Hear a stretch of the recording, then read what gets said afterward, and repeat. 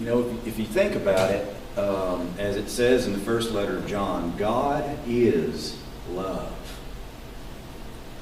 That's what heaven is. It's love. Nothing but love. And all the good things that come out of love. Joy, satisfaction, fulfillment, peace, all of it. So to be in heaven then with God, who is love, then we must be love. Seems logical, doesn't it? We must be love. Okay? That's not a grand revelation, I'm sure. So, our lives here on earth then is, I think we're here learning how to love. We're learning how to love. That's what we're here. You know, that's how God's kingdom gets built. You know, because God's kingdom is love. We're learning how to love. Okay? So, I think most all of you are married. When you first married, well, some of you aren't, some of you are, but still know what love is. All right, we'll scrap that example. We'll have something else. I think most of us know in the depths of our heart when we're not being loving, when we're being selfish. So let's say that, just for example, we have this habit, you know, where things just come right out of our mouth, you know, and we have a hard time holding our tongue. You know, it just comes up in us, it's out of our mouth, and we say things that are hurtful to people. Okay? That's not real loving. Not the most loving thing in the world. Okay? So, at some point, we realize that and think, man, I really need to work on this, you know. Gosh. So we set about trying to do that.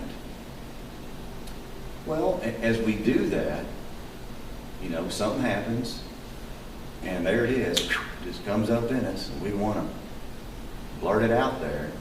But instead, we just kind of just bite our tongue or whatever we got to do to not say it. Well, in a way, it's a certain kind of pain, isn't it? I mean, isn't that kind of painful when we're trying to overcome something like that? You with me on that? Okay. It's a certain kind of pain, right? Okay. Well, I think that's at least what I think purgatory might be like. You know, because when we're trying to grow in love and doing whatever it is that's got to be done, well, there is a certain kind of pain involved. Okay? Sometimes we see it. I think they put a little quote in here from the Catechism, something about a purifying fire or something. I don't know. It sounded kind of scary. But it's not hell, okay? It's not hell. Maybe there's some pain involved just because when we grow, there usually is. Okay. But we got to remember that people in purgatory are saved. They are going to go to heaven when they're ready. But they got to get ready first. Okay? Ultimately, they're going to go to heaven. You with me on that? Yes? A little bit. Hello, Keith. A little bit? Sorry. Okay. Well, just chew on that. Are the rest of you with me on that? So I need to approach it from another angle. Okay. All right? I have a question. What about when we pray for the souls of our children? That was the next point. Okay. That goes back actually to last week when we talked about saints.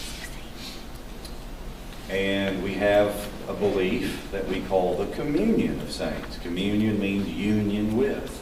Okay, so that means that saints, people who are in heaven, that went because they're obviously dead, that does not end our relationship with them. We still do have a relationship with those folks. And it's not true of just those in heaven, but also those in purgatory. You know, death doesn't sever the union or the tie.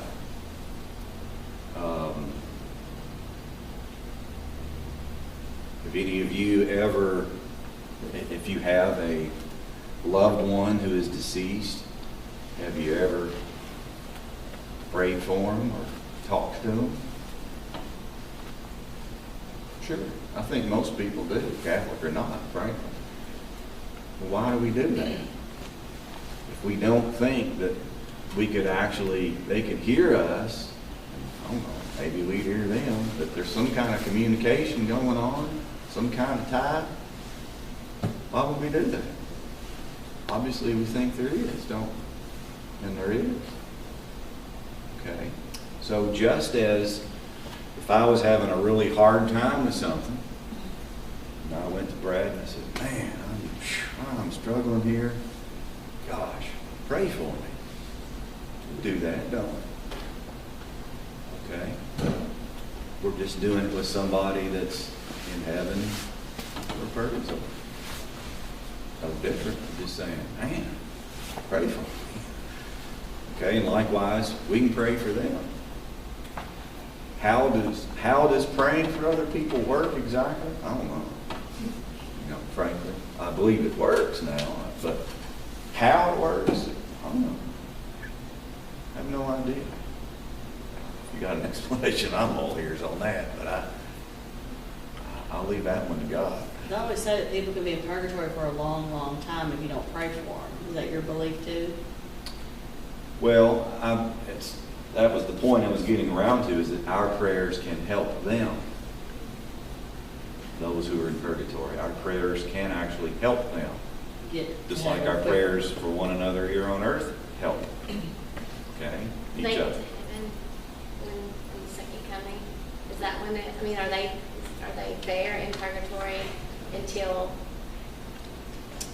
we all go to heaven? No. Not necessarily. Okay, so they're, what, after you die, yours, we believe that, or it says that they're still trying to get there if they're in purgatory. But they weren't ready when they were here, when they passed away. Right. So when they're in purgatory, it means they're still. But some making may be their way more to ready heaven. than others, so Because maybe it they- doesn't take as I much. understand what you're saying. Sins. I was a little bit confused with And purgatory. time is infinite, so Can their you time explain why there they may may be not be the purgatory, same. not heaven? Because they've committed sins? And Because they're that's- not ready for heaven. Yes. Yeah. They're saved, but they're not ready for heaven. Now, from different things I've read, I mean, they do still experience, not like it's not hell. They're not just sitting there in some fire. Oh, let me out, let me out. I mean, no, they do. They're in God's presence somewhat, just not fully. I mean, there is joy and stuff too. I mean, from different things I've read. I haven't been there, obviously, but it's not hell.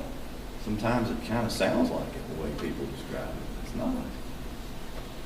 Did that clear up what you were? Okay.